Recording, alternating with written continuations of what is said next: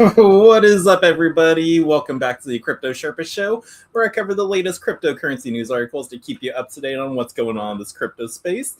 And we are just 2 days away from Christmas, and Bitcoin had a little bit of a pullback today. We had some nice gains yesterday. We went up to 90, but I was like going, is this a Santa rally? Can we keep going? But it looks like we're retesting, and we're back down to 87,831. But that's okay. Again, this is the end of the year. I'm enjoying the gains we've had where Bitcoin touched 126, but I don't think this is over. I think 2026 we are going to potentially see a new all-time high. Like, I'm just speculating, I'm just guessing here. I'm not saying it's going to happen, but we are in an elongated bull run. So what if this is just one of those dips we're getting and then we pass past 126 sometime next year? When next year? I don't know. Could be the very end of the year too, but I just feel like that could be happening. But let's take a look at some technical analysis points. I was like using TradingView now, showing you these deets. Here's Bitcoin's price at 88,000 right now. Let's go to the technicals. What is the market charts telling us? Well, actually, it went up to back to sell. Just when I started the show and I was doing some research, we were in extreme sell territory, so that was a bearish move. The oscillators are showing neutral, while the moving average still shows a strong sell position. So yeah, Bitcoin, again, there's no really bullish news to push Bitcoin's price to keep it going. But again, there's still adoption news, which I always love. And that's what I'm going to be covering today. We're going to talk about how Bhutan's becoming basically a green Bitcoin economy. Arizona lawmakers propose bearing taxes on crypto, as well as Russia opens the doors for crypto for retail, Bitcoin and crypto for retail investors. So we're going to be covering those articles. And let's just see a little Twitter post about them for what we're covering. Yeah, so we got Justin, Bank of Russia prepares a concept for regulating Bitcoin and crypto. Russia may allow unqualified investor to buy Bitcoin and crypto, but there's a catch. So we will go through that article and let you know what the restrictions are for the retail people, as well as Arizona senator proposes exempting Bitcoin and crypto from taxes. Arizona is already one of just 3 U.S. states with a Bitcoin strategic reserve. So barring taxes, very bullish, definitely for the future. And as well as latest, Tom Lee's Bitmine bought 98,852 Bitcoin last week, bringing his total holdings now to over 4 million Ethereum on their balance sheets. That's 3.37% of the entire supply. So again, he's still buying big in it. And I think we have like a little piece showing that, did I even pull up that article? It was, what was it? It was like how to do with stable coins. This one right here. So updated Ethereum leads the Euro stablecoin market with 50% of all tokenized euros issued on Ethereum. So yeah, most stablecoins are based on Ethereum. Sure, we have Arbitron, Polygon, Base, Solana, Starknet, but a majority of the stablecoin market out there is using Ethereum, and the stablecoin market is huge. Like Tether has $186 billion on their market cap. USDC was the second highest with 77 million, and there's still so many more stable coins that have come out this year. But yeah, so that's basically the news articles we're going to be covering right now. Just lastly, just if you're wondering what the American Bitcoin engineer miner looks like, well, this is him working in a warehouse setting up all the Bitcoin mining machines. So Bitcoin is just not created out of thin air. It actually takes a physical person to hook up the machines, provide electricity, run the code, either connected to their own pool or connected to someone else's. But this is what the American Bitcoin miner engineer looks like. So maybe if you want to get into Bitcoin mining, this could be you. But yeah, let's go through these articles now and start learning about the adoption, what's to come, and yeah. So let's start off with how Bhutan is building a green Bitcoin economy from the ground up. So Bhutan is quietly building a low-carbon Bitcoin economy using hydropower, sovereign capital, and clear regulatory guardrails. So Bhutan's pitch to the crypto world is simple. If a country has abundant renewable power and limited domestic demand, it can turn electrons into digital assets. Now, in practice, the Himalayan kingdom has been quietly doing exactly that, using hydropower to run industrial-scale Bitcoin mining and to build a state-backed mining company too. Values-driven green digital assets, strategy that also offers officials say they can generate hard currency liquidity, support public spending, and help develop a domestic tech workforce. Now, the steps they took to this was step 1, start with the only natural resource that scales. So Bhutan's energy system is dominant by hydropower and electricity. Exports, especially to India, are a core pillar of the economy. Reportedly, Bhutan's leadership views expanded hydropower capacity as a prerequisite for scaling its green crypto ambitions. Now, the government owns energy planning documents frame this expansion in large numbers. Bhutan's National Energy Policy of 2025 cites a techno-economically viable hydropower potential of 33,000 megawatts based on the power system of Master Plan 2040. And it positions hydropower alongside solar, wind, and storage as central to its long-term growth. Now, a World Bank reported that similar places the Bhutan's feasible hydropower potential at roughly 33 gigabytes, and notes that the macroeconomic impact of the recent imports of IT equipment links to crypto mining expansion. Now, recent cross-border project announces underline how tangible the build-out has become. In November 2025, India inaugurated the 1,020 megawatt Punachenchu 2 hydropower project and extended a new credit line tied to deeply energy cooperation. And officials also noted that Bhutan's domestic power demand is around 1,000 megawatts, with surplus electricity exported. So step one was just start off with the only natural resource they had. So they used actual natural resources and use it to mine Bitcoin. So that's where they started.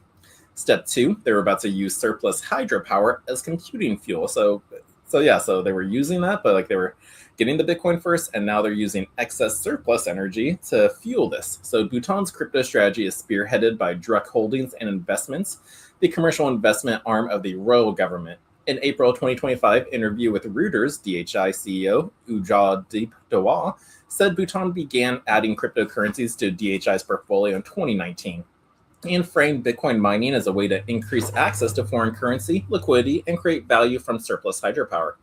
Now, Bhutan has some crypto-related profits to help pay government salaries for the past 2 years, according to senior officials at Thimphu. Now, a key industrial lever is the BitDeer and DHI partnership. And announced in May of 2023, BitDeer said that the parties plan to launch a closed-end fund of up to $500 million to develop a carbon-free digital asset mining operation in Bhutan. Now, leveraging the country's renewable power and BitDeer's mining expertise, they had a nice little plan going. Now, then when step three came around, they were going to treat Bitcoin like a financial buffer for a seasonal grid. So hydropower systems often face timing problems. Generation can surge when rivers run high and shrink when they drop. Now, in January 2025, Bhutan's Jilufu Mindfulness City, the GMC project, described the country's approach as a way to monetize surplus summer hydropower via green Bitcoin. Now, then they were going to convert the value back into electricity or imports when power is tighter. Now, the project quoted DHI's Daha as describing Bitcoin strategically as a battery. Now, the battery framing matters because it is one of Bhutan's most consistent arguments from why mining is not merely speculation. Instead, it is positioned as an infrastructure adjacent, turning otherwise curtailed renewable generation into liquid reserve assets. Then in step four, they're going to keep it sovereign and increasingly regulated. So Bhutan's mining and reserve building efforts have attracted attention because they are state-linked rather than purely private. Now, in September 2024, blockchain analytics firm Arkham disclosed that it had identified Bhutan government-linked Bitcoin holdings on its platform and characterized those holdings as originating from miners rather than seizures. However, on-chain estimates fluctuate with price movement and wallet attribution and should not be treated as audited public accounts. Now, on the regulatory front, Bhutan Central Bank, the Royal Monetary Authority, has publicly signaled a controlled approach in an April 30th, 2025 notice titled RMA's Regulatory Stance on Cryptocurrency. Now, the RMA said it would adopt a phased and focused strategy. The notice stated that the crypto mining and exchanges would be permitted only for entities registered with the GMC. Now, participation would also be limited to business partners operating under the GMC framework. And the sandbox-like containment aligns with how GMC is being positioned as a special jurisdiction with its own policy toolkit and a prominent fence and a digital asset pillar. That framework includes a proposed blockchain-linked currency concept and also planned fully reserved digital bank Aura Bank. And then in step five, the green coin narrative and then risks involved. So Bhutan's officials explicitly emphasize the climate angle. For example, Dahal has argued that coins mined using Bhutan's hydropower offset coins mined with fossil energy elsewhere and contribute to the green economy. But even in renewable heavy systems, these risks do not disappear. So there's still the volatility and fiscal risk. Bitcoin's price can swing sharply, and using volatile assets in public finance introduces budgeting risk, even if holdings are built from surplus power rather than taxes. There is also transparency. On-chain tracking is not the same as officials disclose. Audited reporting and clear governance matter when reserves are state-linked. And then financial crime and consumer protection. The RMA's phased stance and the restrictions of permitting activity to GMC's registered entities reflect a preference for controlled participation rather than open retail speculation. Now, testing a green Bitcoin model. Bhutan's green Bitcoin economy is not a meme trade. It is a state-directed effort to bolt a new export digital assets and onto the country's existing comparative advantage in renewable power. Now, the strategy uses a special jurisdiction, Jilafu Mindfulness City, alongside central bank guardrails to limit spillover risk. Now, whether it becomes a durable model will deepen less on slogans and more on hydropower expansion. Now, disciplined reserve management and how transparently the state accounts for what is mined, holds, and sells. So this is what Bhutan's been doing quietly, just a small little kingdom in Asia. I think it's more near India out there. But they have been acquiring Bitcoin. They started mining it. That was the steps. They started acquiring it. They started mining it. They used surplus excess energy.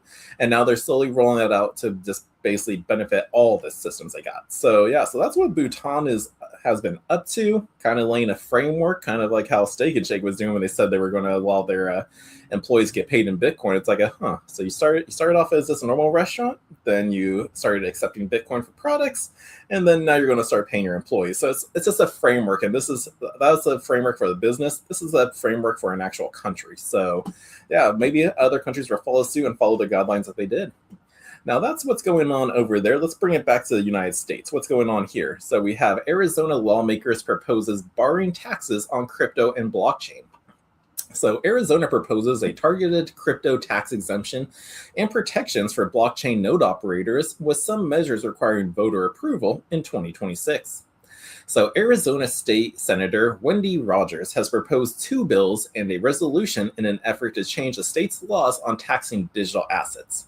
In legislation pre-filed with Arizona's Senate on Friday, Rogers proposed amending state statuses to exempt virtual currencies from taxation. Now, that's going to be with the bill SB 1044, barring counties, cities, and towns from taxing or fining entities running blockchain nodes, which is the SB 1045. Now, an amendment that state constitutions defined of property taxes to clarify rules on digital assets in the SCR 1003.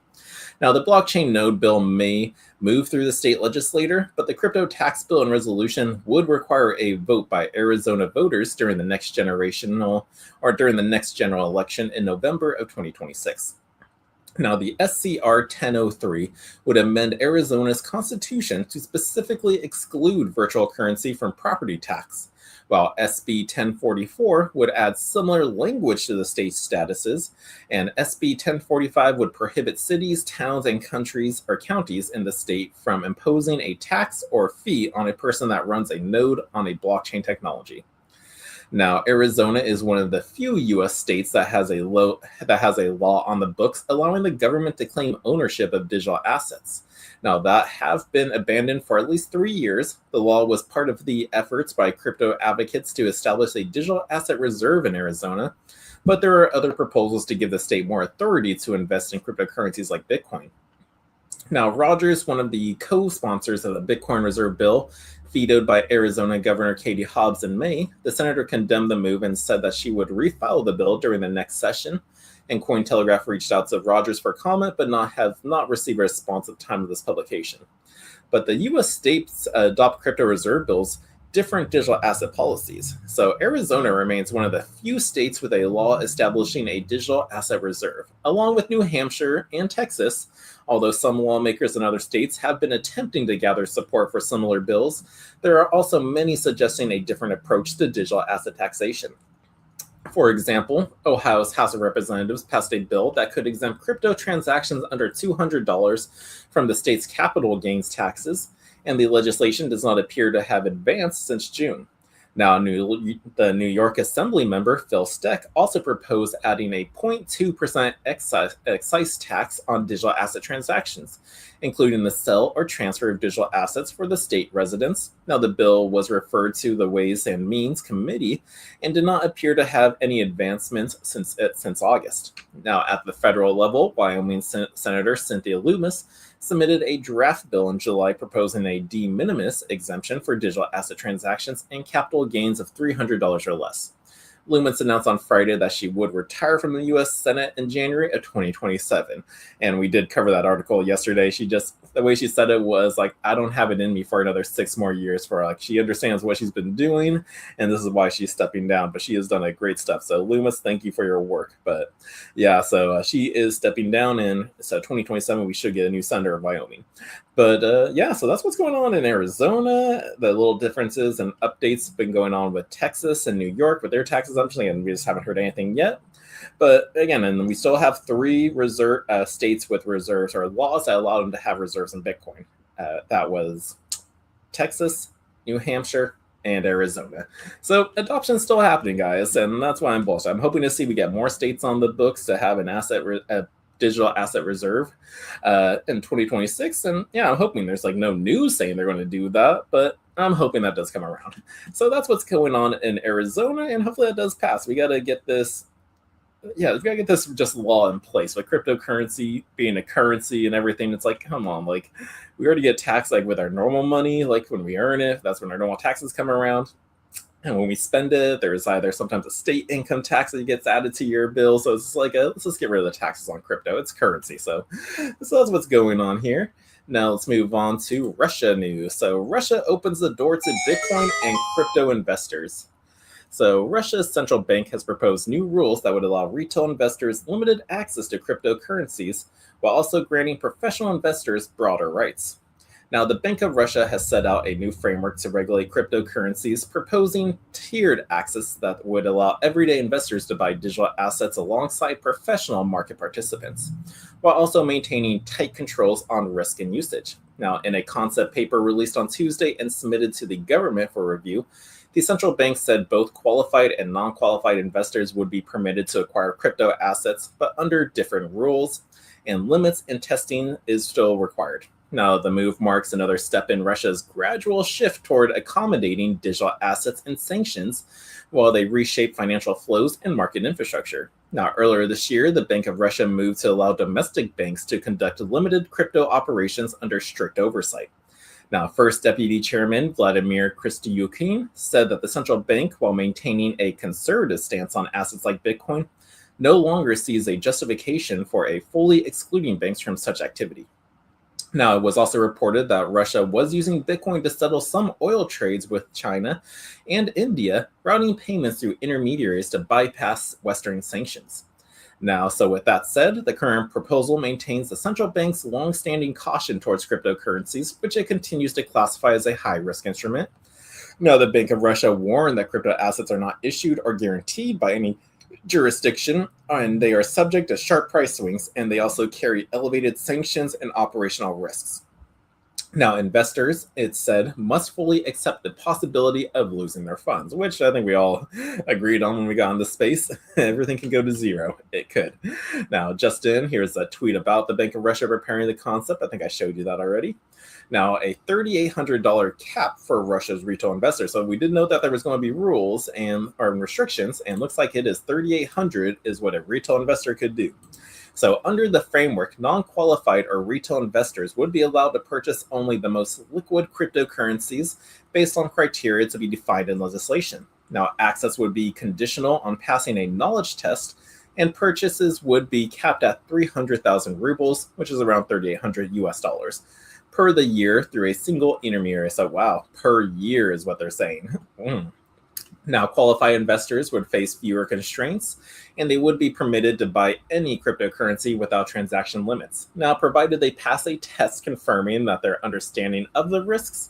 However, anonymous cryptocurrencies, defined as tokens whose smart contracts can steal information about transaction recipients, would still remain off limits. So sorry, Zcash, Monero, maybe Litecoin if they're referring to Mimblewimble, but no privacy coins are allowed. Now, digital currencies and stablecoins would be formally recognized as monetary assets under the proposal, meaning they could be bought and sold. Now, their use as a means of domestic payment within Russia would remain forbidden, reinforcing the central bank's position that crypto should not function as an alternative to the ruble in everyday transactions. Now, cryptocurrency trading would take place through existing licensed infrastructures, exchanges, brokers, and trustees. They would be able to also offer crypto services under their current authorization, while additional requirements still would apply to specialized crypto depositories and exchanges. Now, the framework also allows Russian residents to buy cryptocurrencies abroad using foreign accounts and to transfer previously acquired crypto overseas through Russian intermediaries. Now, such transactions would require notifications to tax authorities beyond just cryptocurrencies, and the proposal extends to digital financial assets and other Russian digital rights, including utilitarian and hybrid instruments, and their circulation on open networks would be permitted, and a move intended to help issuers attract foreign investments and give investors access to DFAs on terms comparable to crypto assets. Now, the Bank of Russia aims to complete this legislative framework by July 1st, 2026. Now, from July 1st, 2027, okay, so that by 2026, and then from July 1st, 2027, it plans to introduce liability for illegal activity by crypto intermediaries aligned with penalties for illegal banking operations. Okay, so Russia's planning on rolling this out at least by July 1st, 2026, so we're about 7 months away from that. And then once July 1st, the following year, they'll plan to do some liability insurance on there. But at the time of writing from this article, Bitcoin's trading at 87,500. We saw that at the same price as me covering this. Now, the price stood about 3% below its 7-day high of 90,000 and roughly 1% above its 7-day low of 87. Now, Bitcoin circulating supply is still at 19,965,971 coins. So we're almost at that point where there's just 1 million coins left to be mined, because in Bitcoin, there's only going to be ever 21 million coins, and that's it. This is just all the ones that are released currently right now and current circulation. Now, given the network's global market cap of about 1.75, which is down, so it's more market analysis. But that is what Russia's doing. They're going to roll out some crypto trading and investments to retail investors, but there's a cap. You can only do $3,800 within the year, and you can't do any. You can't do privacy coins. So, but hey, it's a start. Like, this is slowly adopting going, because like once they get crypto, the people and the investors, they can do what they want with it. Go to a DeFi exchange, Uniswap, PancakeSwap. Just use the website simpleswap.io. That's what I use, and just trade for those privacy coins or whatever. But this is a start for the world slowly rolling out to even now the retail people. We got the big guys in it saying it's okay, let's do it. It's still a high risk asset in their eyes, but now they're slowly offering it now to the actual retail people. So this is big. So I love it. Now let's go on with this one more article for you. I'm not going to read this. Do we really need to know? Like, yes, BitMine stash crosses 4 million ETH after its latest $40 million buy. So yeah, we know Tom Lee bought some more Bitcoin last week. So we don't really need to cover an article on that. I think I was just finding tidbits of news.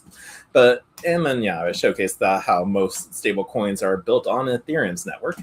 But let's go through our final article for about just another scam out there. So new malware poses as Roblox mods to steal crypto credentials. Now, the Stelka malware is inserted into pirated mods for video games, including Roblox, and can lift sensitive info from apps.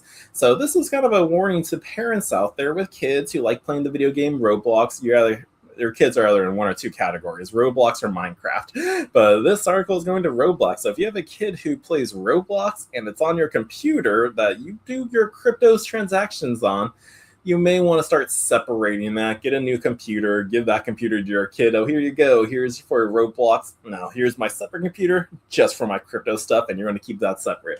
So yeah, if you have a kid who plays Roblox and they like to do a lot of downloads and it's on the computer with your crypto, you may want to just second guess that right now. But let's go through this article to hear about it. So hackers are inserting info stealer malware into pirated mods for Roblox and other games, according to research from cybersecurity company Kaspersky.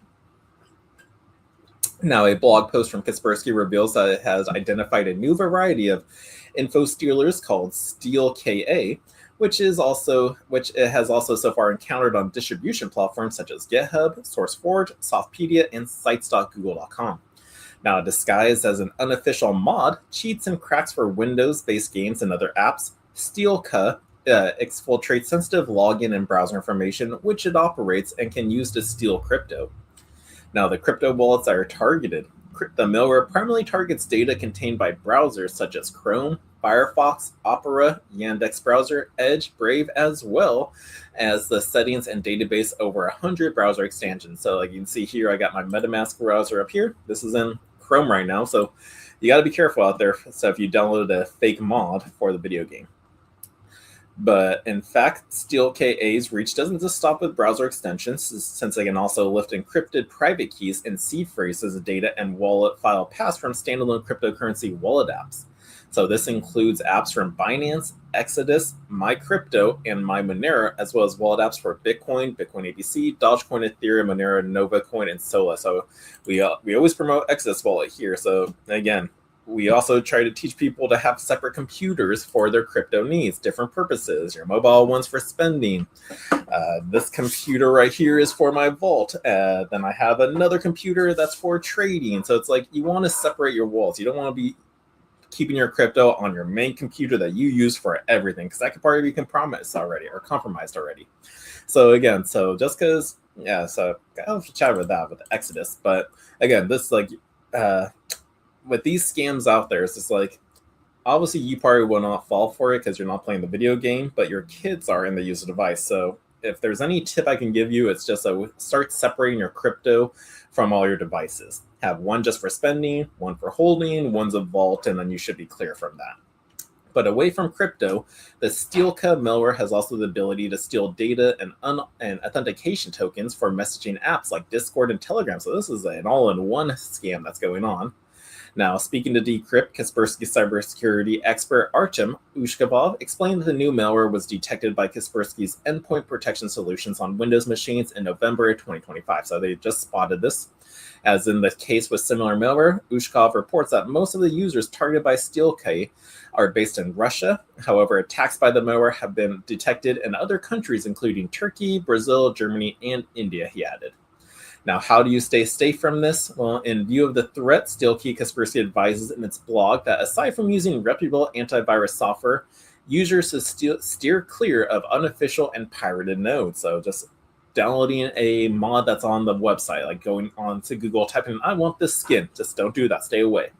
Now, the blog also advises against storing important info in browsers and urges users to employ two-factor authentication wherever available, while also making use of backup codes, but without storing them on the browser or in text documents. So never have a digital copy of your seed phrase or private keys.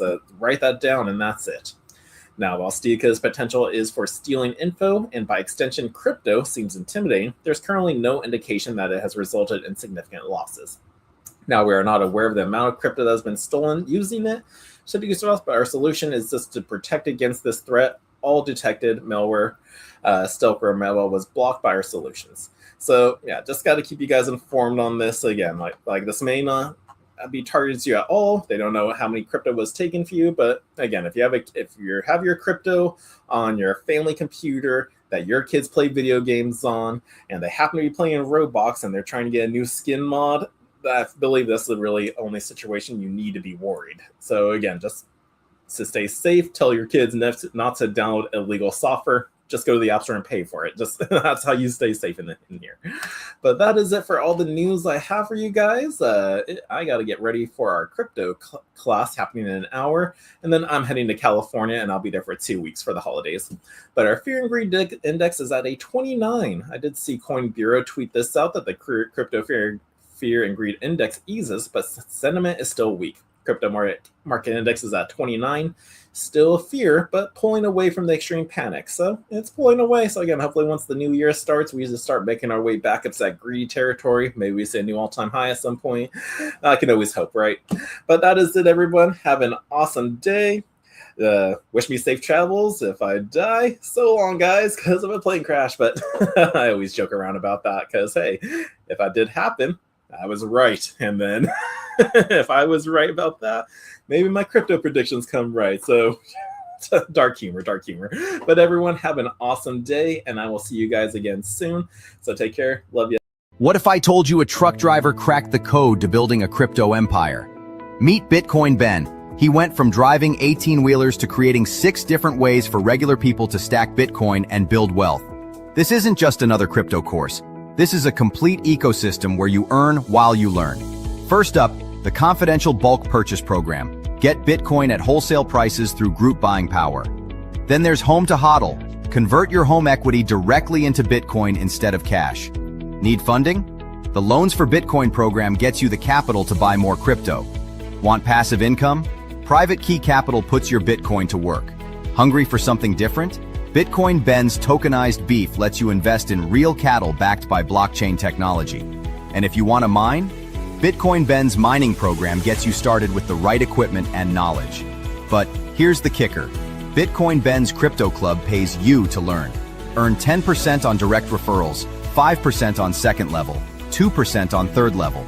This might be the only membership where you make more than you pay.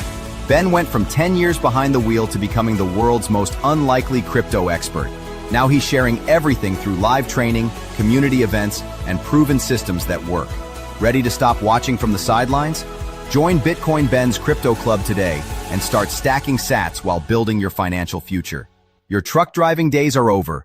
Your crypto empire starts now.